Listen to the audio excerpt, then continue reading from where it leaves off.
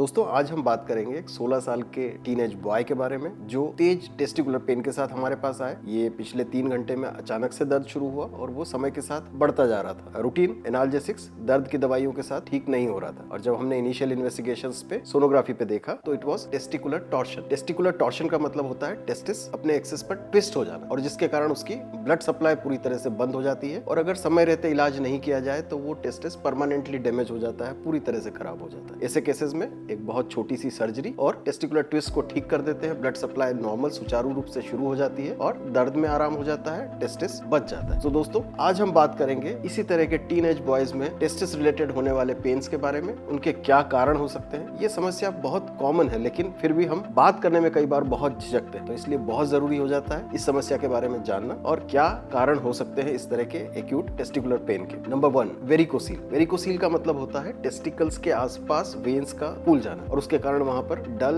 एक भारीपन और गर्माहट रहना, स्पर्म्स की क्वालिटी खराब होना, ये सब चीजें होने लगती है। टेस्टिकुलर टॉर्शन जो हमने बात की, इसमें टेस्टिस ट्विस्ट हो जाता है जिसके कारण ब्लड सप्लाई बंद हो जाती है और टेस्टिस तेजी से खराब होने लगता है। नंबर 3, इपिडिडमाइटिस और इपिडिडमा ऑर्काइटिस, यानी ये टेस्टिस या टेस्टिस के ऊपर होने वाली ट्यूब्स में इन्फेक्शन होना या स्वेलिंग आना। इन्फेक्शंस वायरल, बैक्टीरियल या कई बार स्लो बैक्टीरियल इन्फेक्शन जैसे कि ट्यूबरकुलोसिस हो सकता है। Next, inguinal hernia. हर्निया के केसेस में जो एंटीरियर एब्डोमिनल वॉल होती है उसमें कमजोरी के कारण एब्डोमेन के कुछ स्ट्रक्चर्स ग्रॉइन एरिया से बल्ज कर सकते हैं और नीचे टेस्टिकल्स की तरफ स्क्रोटल एरिया में बल्ज कर जा सकते हैं जिसके कारण स्क्रोटल एरिया में पेन और स्वेलिंग हो सकती है। Next is hydrocele. हाइड्रोसील का मतलब होता है टेस्टिकुलर एरिया में फ्लूइड का इकट्ठा होना, टेस्टिस के आसपास फ्लूइड का जमा होना जिसके कारण वहां पर सूजन आ जाती है, पेन हो सकता है और normal day to day lifestyle में डल, एकिंग, पेन और ये सब चीजें डे टू डे लाइफस्टाइल को अफेक्ट कर सकता है। Next is testicular injury. So ये रोड ट्रैफिक एक्सीडेंट्स में हो सकता है या टीनेज बॉयज में ज्यादातर स्पोर्ट्स इंजरी हो सकती है जिसके कारण टेस्टिकुलर एरिया में पेन हो सकता है। शुरुआती स्टेज में जांच करना जरूरी है क्योंकि हो सकता है कि कुछ पेन सीरियस टेस्टिकुलर ट्रॉमा की तरफ इंडिकेट कर सकते हैं और वैसे केसेस में अर्ली ट्रीटमेंट जरूरी होता है। Next, kidney stones. सो किडनी स्टोन्स का पेन रिफर्ड पेन हम इसे बोलते हैं। स्टोन किडनी के यूरेटर्स में हो सकता है लेकिन रिफर्ड पेन टेस्टिकुलर एरिया में पता लग सकता है और इसको ढंग से इन्वेस्टिगेट करने पर पता लग सकता है